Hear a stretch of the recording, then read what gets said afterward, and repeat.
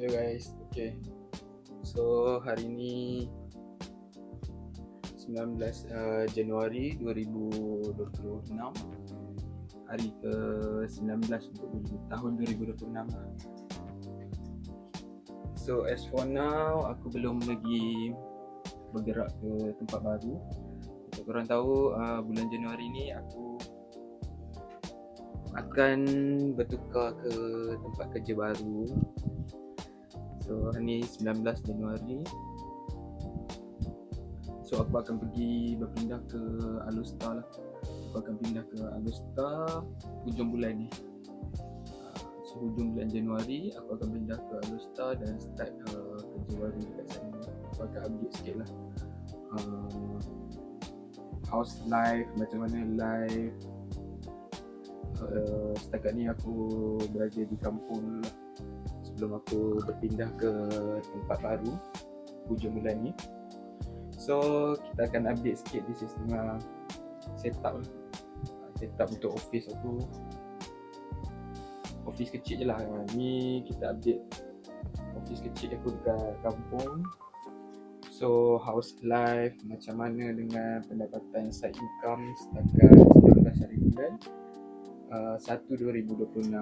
So as of 19 Januari 2026, ni journal lah, my personal journal.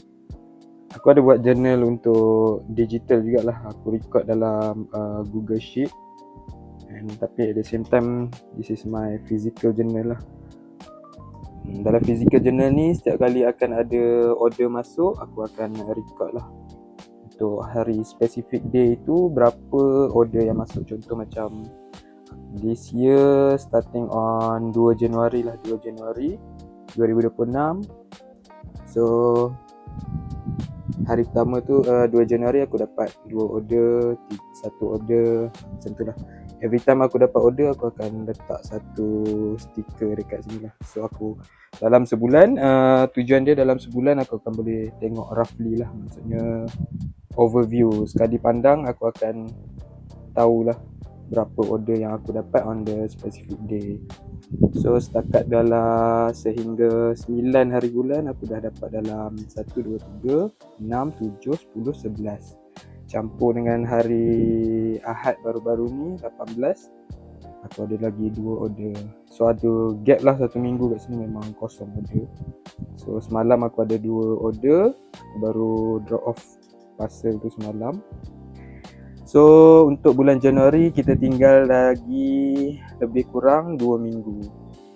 Dan bila dah sampai ke hujung bulan, aku akan total up sales lah untuk side income.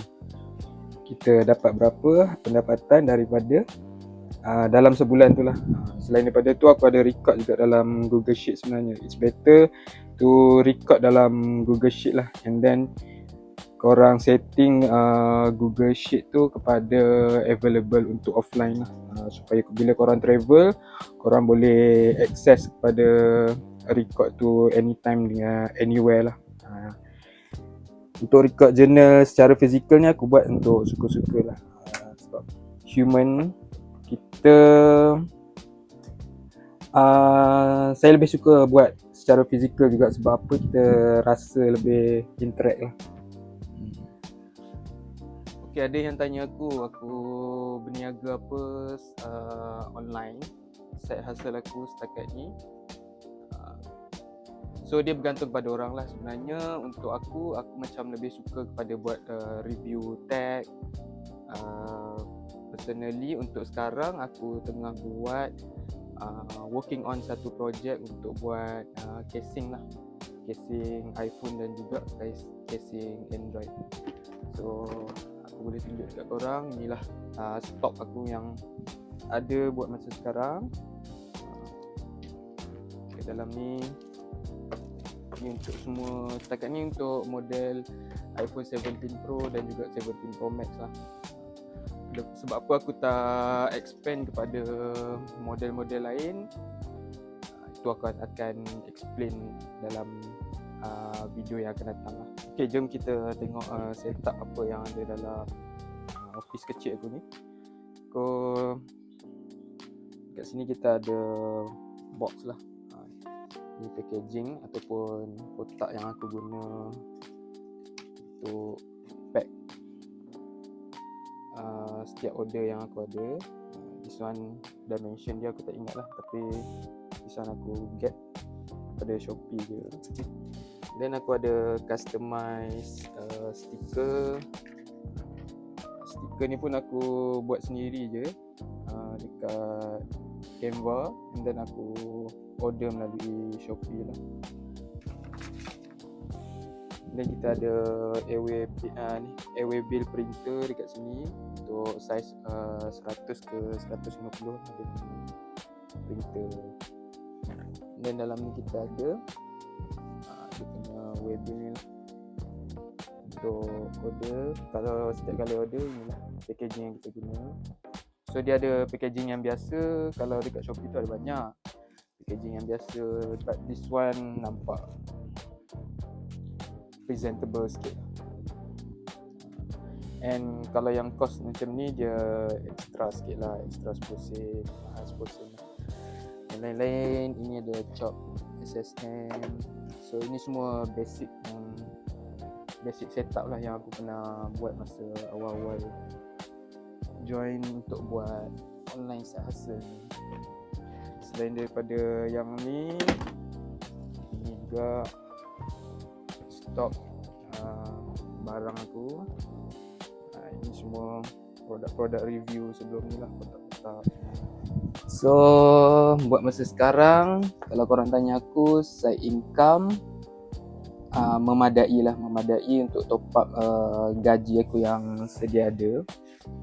Tapi untuk kita go for full, untuk kita pergi secara full time, belum lagi lah buat masa ni. So apa yang saya buat dalam office kecil saya sekarang ni adalah secara part time dululah. Kalau nak tunggu full time, ada banyak step dan ada banyak perkara yang kita kena fikir lah sebelum kita go full time dalam sesuatu bisnes yang kita nak masuk tu lah. Korang ambil nasihat saya ni like pinch of salt je lah, okay? Sebab saya pun masih baru